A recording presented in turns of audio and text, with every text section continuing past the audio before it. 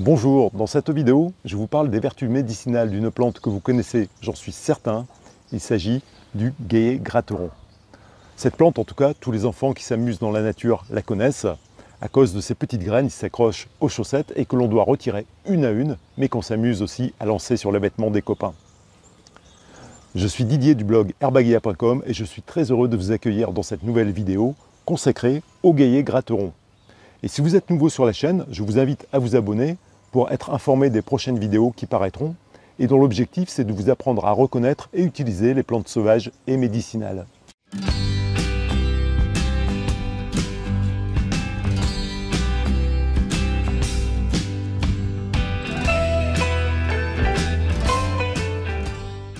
Mais sans plus tarder, je vous propose de revenir à notre plante du jour, c'est-à-dire le Guéé gratteron. Le Guéé gratteron, Galium aparine, est une plante de la famille des rubiacées. C'est une famille qui comporte 10 000 espèces à peu près. Et c'est aussi dans cette famille que l'on va trouver des plantes comme la garance des teinturiers, le quinquina ou encore le caféier. Et ça n'est pas hasard parce que certaines personnes récoltent les graines du Guéé gratteron et les torréfient pour les utiliser en substitut du café. Et je reviendrai sur ce sujet dans une prochaine vidéo. Alors comme vous le voyez ici, quand le Guéé s'installe quelque part, il a tendance à prendre ses aises.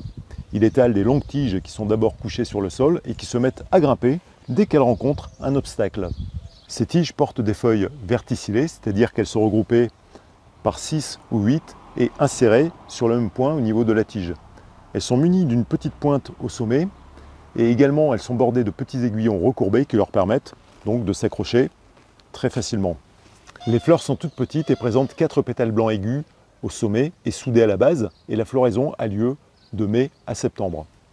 Alors, actuellement, on est mi-avril et on commence déjà à voir apparaître les petites fleurs du Guéé. Et ces petites fleurs vont donner les fameux fruits qui s'accrochent aux chaussettes et qui sont formés de deux moitiés presque sphériques, un peu allongées et aplaties sur la face où elles se touchent. Et ces fruits sont hérissés de poils crochus, ce qui leur permet de s'accrocher aux animaux et aux humains. Et c'est un des moyens que le gratteron utilise pour assurer sa dissémination. Le gratteron est très commun dans les haies, dans les champs, dans les jardins, dans toute l'Europe. Et il existe environ 150 espèces du genre Galium qui poussent en Europe, dont une cinquantaine en France. Parmi eux, le Guéé vrai, le Guéé jaune et le gratteron possèdent des vertus médicinales à peu près équivalentes. Alors c'est vrai qu'il colle, qu'il gratte, qu'il envahit tout, mais il possède aussi des propriétés médicinales. Et la première vertu du Guéé gratteron, c'est d'être un stimulant du système lymphatique. Alors qu'est-ce que le système lymphatique? Eh bien en fait c'est un réseau de vaisseaux qui parcourent tout le corps, un peu à l'image des vaisseaux sanguins. Mais là où les vaisseaux sanguins transportent du sang, les vaisseaux lymphatiques transportent, devinez quoi? Eh bien ils transportent de la lymphe naturellement. Généralement, on connaît assez bien l'utilité du sang, mais un peu moins celle de la lymphe. En fait, la lymphe, c'est un liquide qui véhicule les déchets cellulaires et aussi les cellules immunitaires. De ce fait, le système lymphatique joue un rôle capital pour notre santé et remplit une double fonction. D'une part, il joue un rôle capital dans la défense immunitaire puisqu'il transporte des anticorps et des globules blancs qui luttent contre les infections.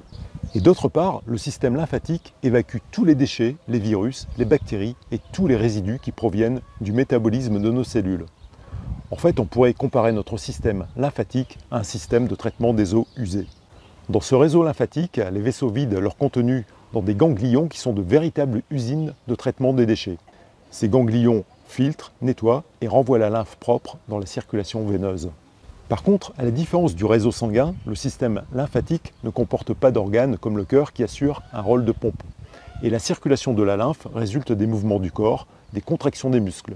Et c'est pourquoi l'activité physique est essentielle pour stimuler cette circulation lymphatique. Et à l'inverse, l'immobilité prolongée entrave le drainage de la lymphe et provoque l'encrassement de notre organisme. Alors maintenant que l'on connaît mieux l'intérêt du système lymphatique, j'en reviens au Guéé gratteron.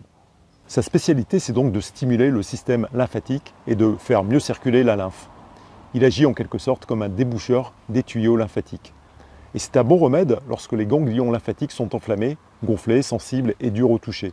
C'est une sensation que l'on retrouve généralement au niveau des ganglions du cou ou des ganglions qui sont situés au niveau des aisselles ou de l'aine.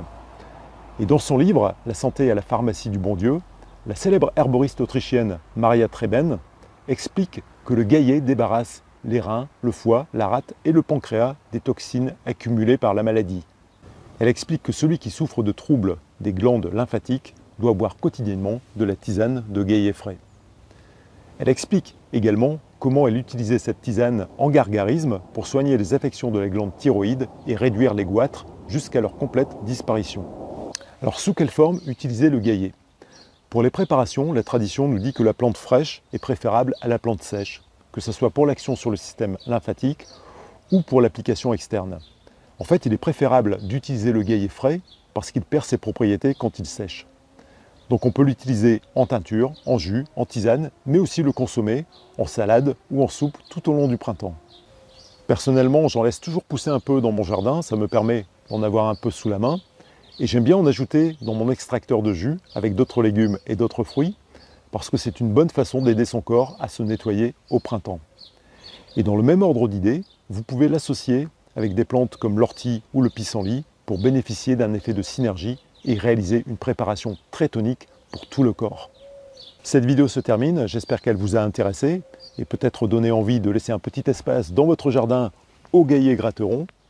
N'hésitez pas à vous rendre sur le blog herbagia.com pour télécharger des compléments d'information à son sujet et en particulier un extrait du livre de Maria Trébin.